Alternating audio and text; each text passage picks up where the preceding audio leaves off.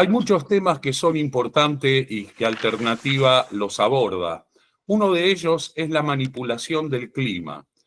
Hay muchas cosas que la ciencia va avanzando y sin embargo se nos vuelven en contra porque son mal utilizadas. Vamos a hablar en este caso de la geoingeniería y para eso tenemos a Cecilia Sustersic que nos va a dar una explicación de cómo viene ese tema tan específico. Te damos la bienvenida al Movimiento Alternativa. Cecilia, te agradecemos por tu tiempo y te escuchamos. Bueno, buenas noches, un gusto estar aquí en este espacio, gracias. Bueno, es muy complejo porque es un tema que en realidad está bastante invisibilizado, muy poca gente conoce que en verdad existen programas, tecnologías, desarrollos, actores, protagonistas de hace más de 100 años que vienen desarrollando, investigando sobre cómo se puede hacer para modificar artificialmente y crear un clima a medida de quien tiene esas tecnologías. Es decir, adaptar el clima terrestre a las necesidades humanas, que lamentablemente cuando decimos necesidades humanas es demasiado amplio porque en realidad es para los países, corporaciones e intereses que tienen en su poder este tipo de desarrollos y tecnologías. Esta adaptación, lamentablemente, se puede realizar en múltiples niveles y se viene desarrollando en múltiples niveles. A escala local y regional, con todo lo que en general se denomina más como lucha antigranizo, y es bastante ocultado, en realidad está desarrollándose de forma clandestina en muchas regiones de nuestro país, solamente está legal en Mendoza, con el sistema de lucha antigranizo hace mucho tiempo, y después tenemos todo lo que es el desarrollo a escala planetaria, a escala global, que abarca prácticamente todos los países del mundo, de la geoingeniería o ingeniería del clima. La geoingeniería o ingeniería del clima lo que hace es inyectar en realidad son muchos los programas, ¿sí? que se vienen desarrollando bajo la excusa, el pretexto o oficializadas en los contextos de todos los protocolos de cambio climático, se ofrecen como proyectos de crédito de enfriamiento o de proyectos de mitigación al calentamiento global. Entonces, básicamente en dos líneas importantes, que una es remoción del dióxido de carbono, del CO2, y la otra es bloqueo, manejo de la radiación solar.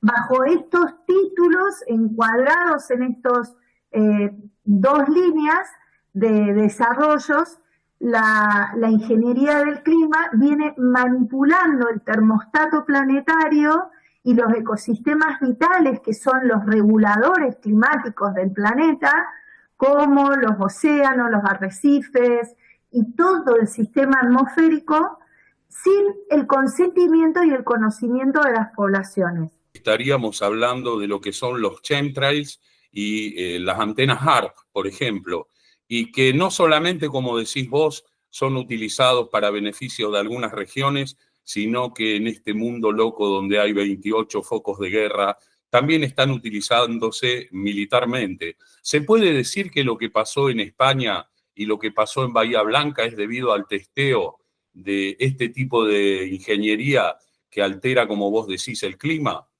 Bueno, como bien vos decís, esto ha sido denunciado como armas de guerra, ¿sí?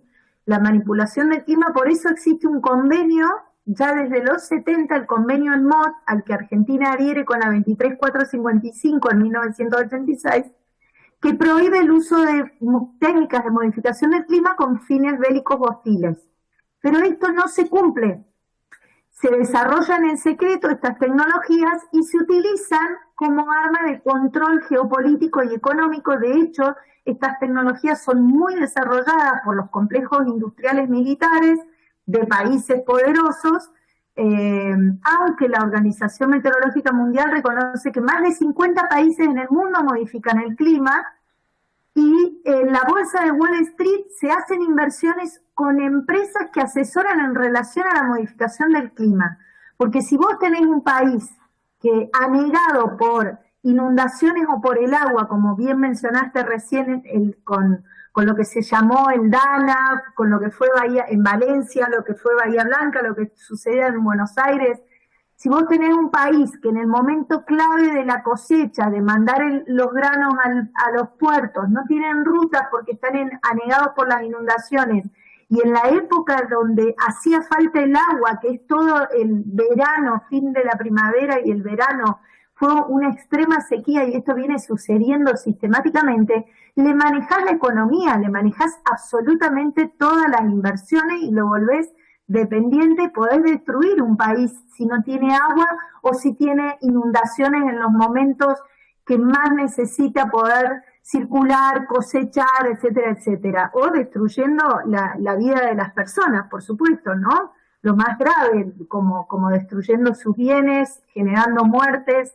Bueno, por eso se viene denunciando como arma de guerra. Y esto lo denunció ya hace muchísimo tiempo, por ejemplo, la gran científica Rosalie Bertell en su último libro, Planeta Tierra, última arma de guerra, donde decía, no es el CO2, no es el cambio climático, son los militares que están haciendo pruebas a niveles increíbles, como la que vos acabás de mencionar. HAARP, el proyecto de investigación que se hace en Alaska, esta base de antenas dipolo, que en Alaska es una. En realidad se sabe que hay más de 20 instalaciones de este tipo. No solo estas instalaciones actúan en esta base de antenas dipolo de alta potencia, que pueden dirigir ondas ELF, ¿sí?, hacia la ionósfera, y con ese manejo de las ondas ELF impactando en la ionósfera como espejo, pueden producir terremotos, maremotos, huracanes. Entonces, por un lado tenemos armas tremendamente potentes como la que vos mencionás, pero además tenemos el sistema actuando en todo el mundo que vos recién mencionabas de chemtrails. Chemtrails es la parte más visible de lo que se llama estelas químicas persistentes. ¿Por qué es la parte más visible? Porque vemos nuestros cielos que antes eran azules, cada vez los vemos más intervenidos. Sí, yo realmente quisiera que la gente tome conciencia de todo esto que estás diciendo, y ya para ir cerrando la nota, que nos dejes una reflexión tuya, cómo podemos luchar contra este tipo de cosas o de qué manera podemos presionar a los gobernantes para que terminen con estas técnicas que evidentemente están perjudicando a muchas regiones de nuestro país. Básicamente el gran problema, como te decía al principio, que tenemos, Horacio, es el desconocimiento y la invisibilización. Cuando vamos a los gobiernos, porque hemos hecho pedido de informe, hemos pedido audiencias, los gobiernos, la mayoría, sobre todo a nivel nacional, que afecta sobre la atmósfera a nivel federal, nos niegan esto. Entonces la visibilización, este trabajo que estás haciendo vos, que hacen todos los medios, que las personas hablen y pongan en agenda este tema es muy importante. Y después que busquen conectarse con todas las organizaciones, Clama es una, Cielos Limpios en América, Monitor Ambiental, que venimos trabajando para generar herramientas de presión a los gobiernos. Nosotros desde el año pasado conseguimos una ley en San Luis que prohibió la modificación artificial del clima y seguimos trabajando en esto. Que se concienticen, que conozcan, que investiguen, que difundan y se conecten, por favor, con las comunidades que estamos trabajando en esto. Gracias, Cecilia Sustersic. Seguramente te vamos a volver a molestar. Esta fue una entrevista para el Movimiento Alternativa de Argentina desde Las Parejas Santa Fe, Horacio Muñoz de Toro. Muchas gracias. Gracias a ti. Buenas noches.